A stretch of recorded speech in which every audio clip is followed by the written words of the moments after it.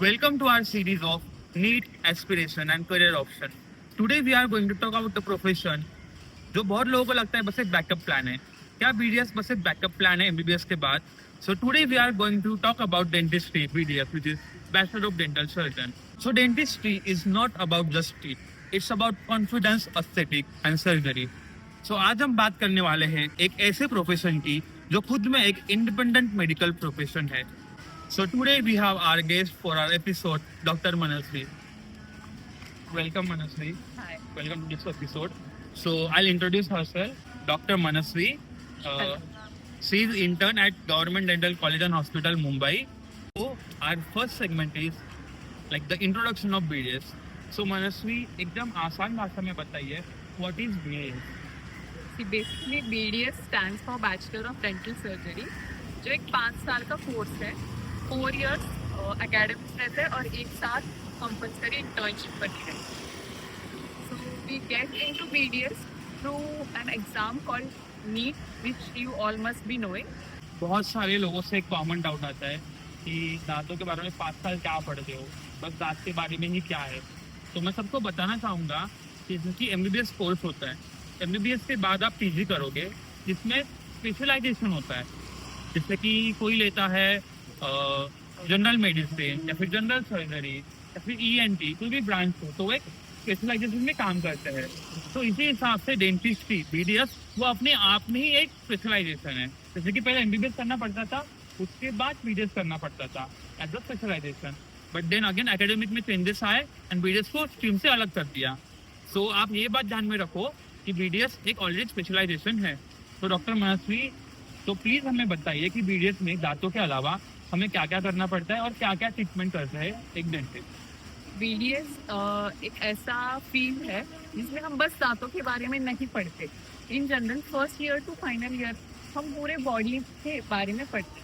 For example, अगर कोई patient extraction के लिए आया, मतलब दांत निकालने के लिए आया, if he or she must be having like medical condition, medical conditions like diabetes या high blood pressure, उस केस में हमको ये जानना जरूरी है कि आफ्टर एक्सट्रैक्शन हमारी बॉडी कैसे रिएक्ट करती है. So for this you need to know the physiology of the body, which is taught in BDS from first year.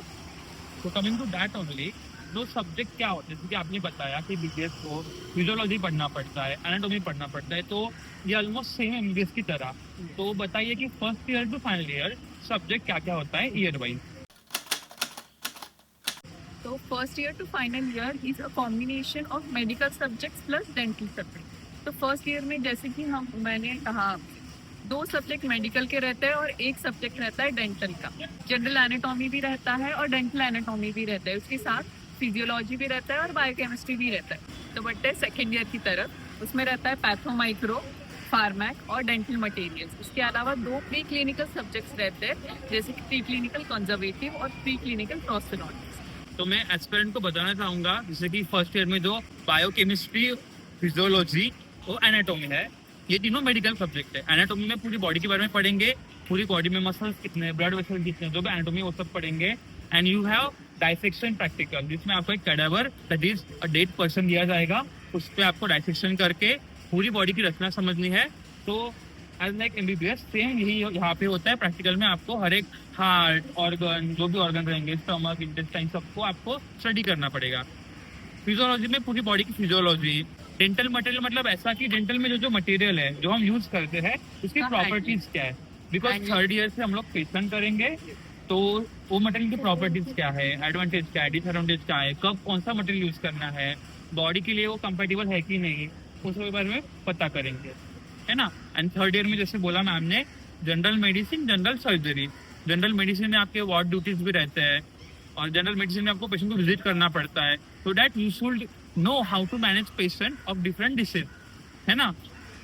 जैसे कोई पेशेंट जिसका एंजियोप्लास्टी हो गया, हार्ट सर्जरी हो गया, आपके पास हो गया एज अ पेशेंट, तो उसको कैसे ट्रीट करना है वो पता हमें होना चाहिए.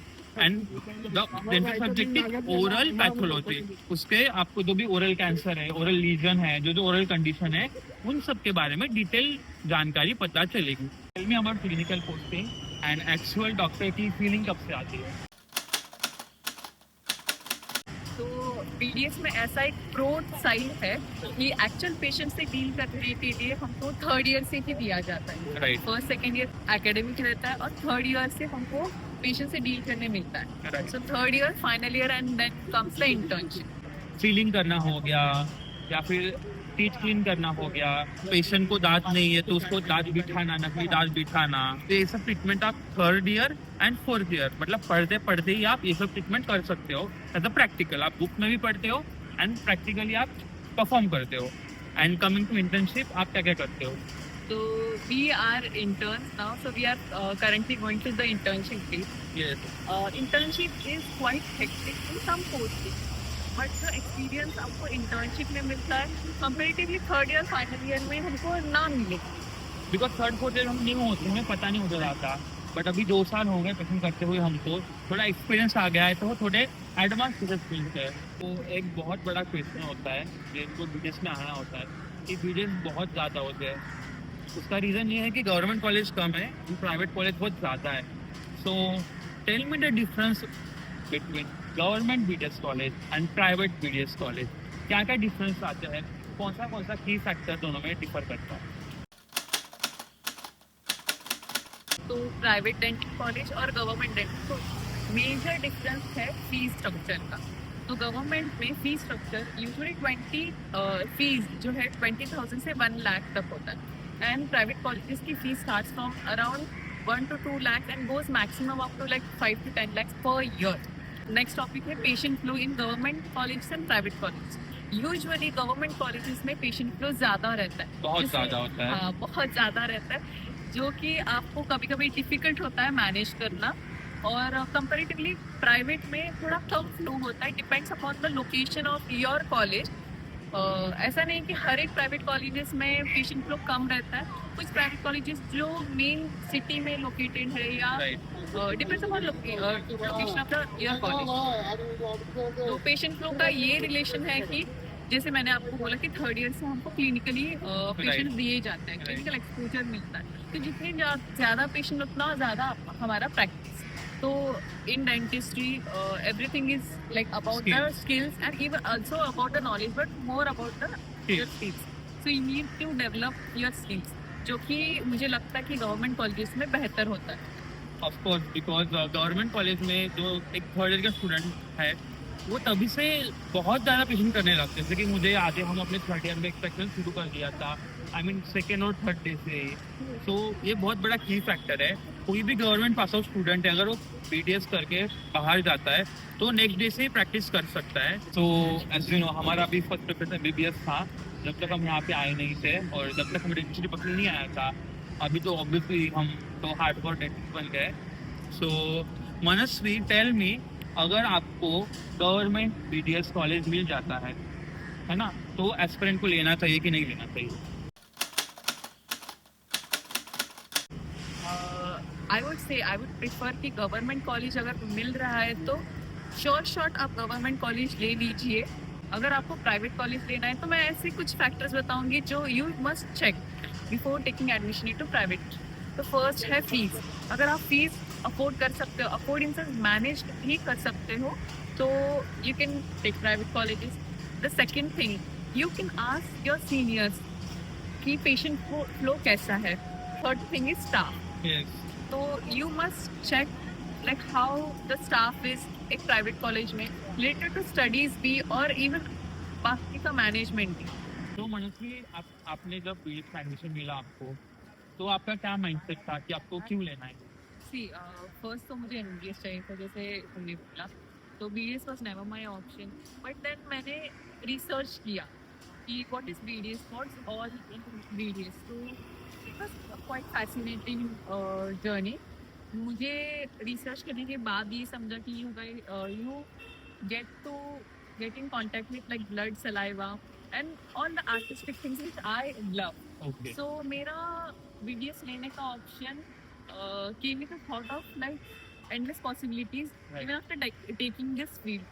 तो मुझे ऐसा नहीं लगा कि मैं अगर ये फील्ड ले रही तो मेरी जो एस्पिरेशन की जर्नी है या मेडिकल में टू गेट इनटू मेडिकल का journey will and, because BDS is also diverse field जो मैंने रिसर्च करके पता लगाया। Right.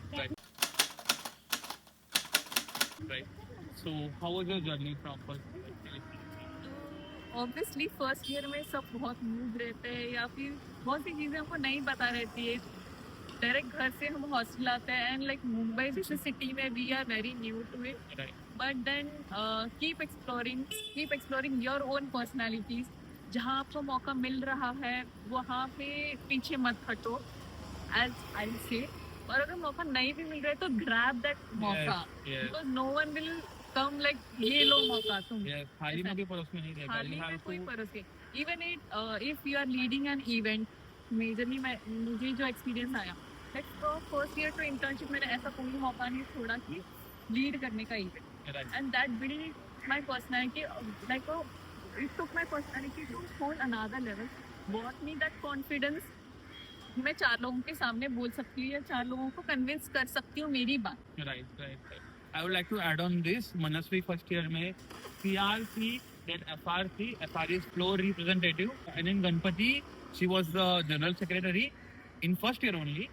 And again throughout the year वो कुछ ना कुछ leadership qualities उसमें है. मनस्वी पूरे हॉस्टल की गर्ल्स जनरल सेक्रेटरी है.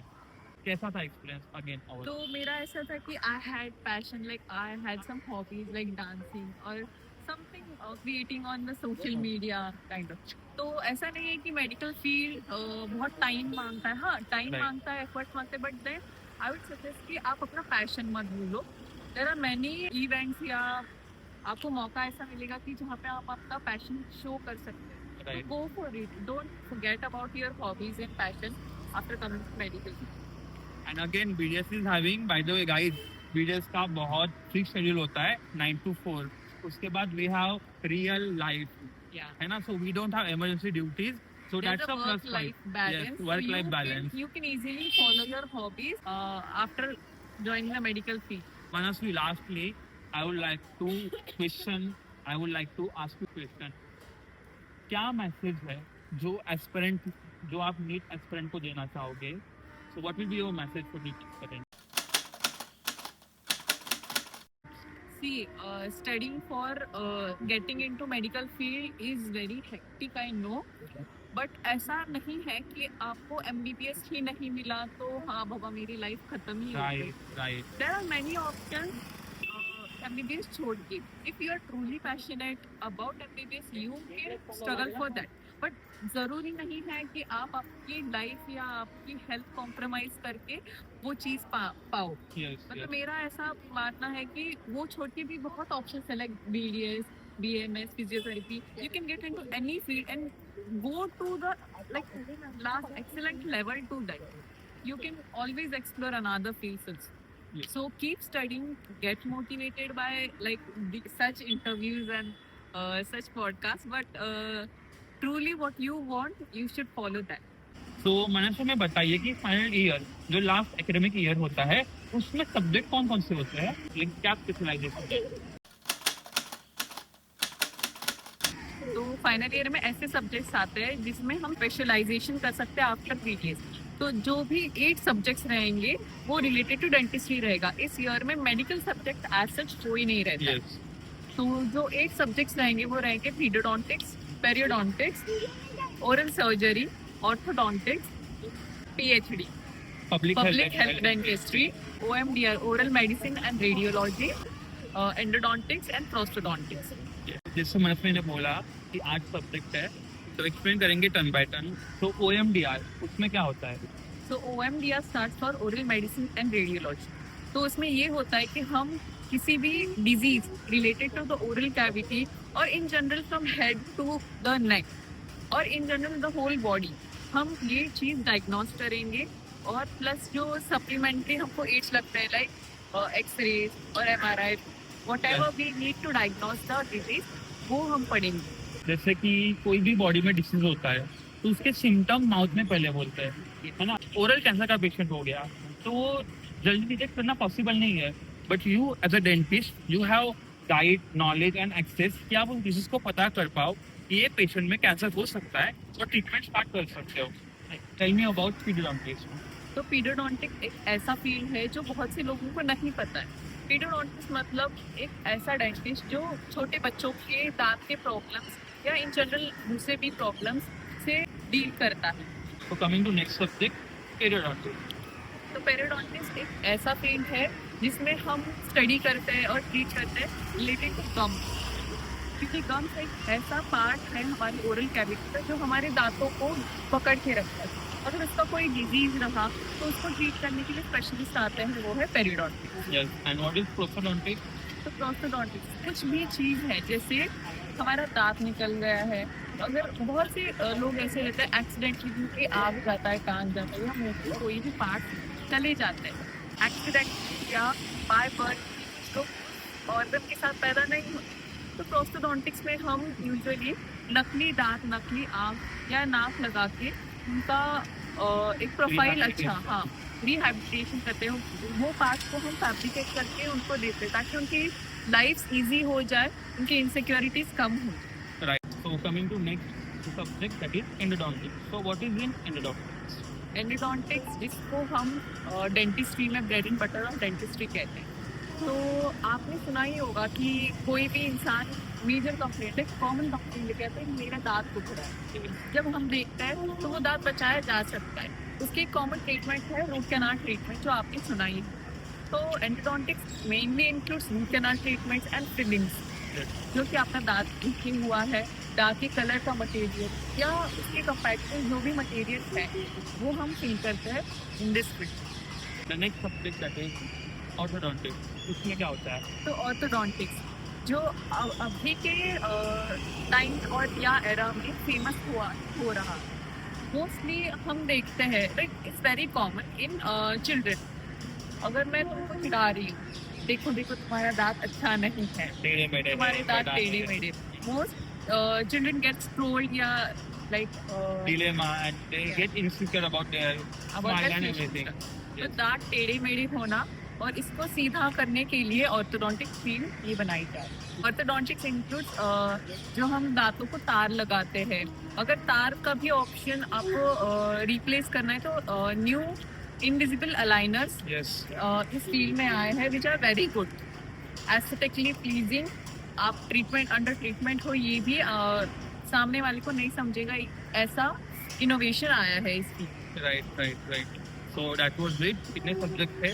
And there is one more subject called public health dentistry, which is towards community. जो भी dentist है, हम towards community क्या कर सकते हैं? जैसे कि हम लोग dental camps करते हैं, और अगर आपको एडमिनिस्ट्रेटिव ब्रांच में जाना है, मिनिस्ट्री ऑफ हेल्थ में जाना है, तो पब्लिक हेल्थ काफ़ी अच्छा मीडियम है जो आपको बड़े लेवल पे लोगों की, पेशेंट्स की ग्राउंड लेवल पे हेल्प करने में कोशिश करेगा।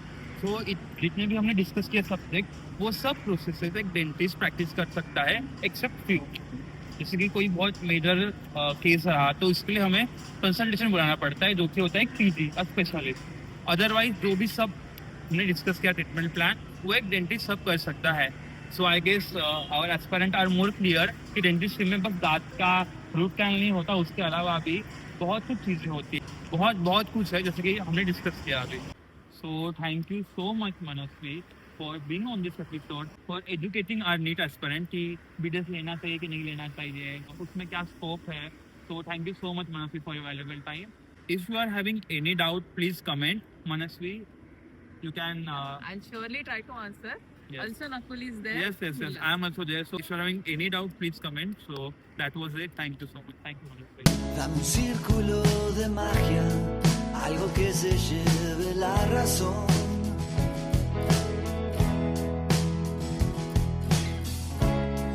Sos el viento en las mañanas, sos el aire de mi corazón.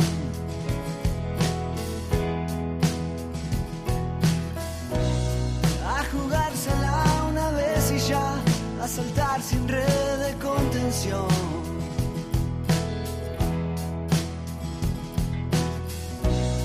Lo que venga, que se venga ya y que sea más que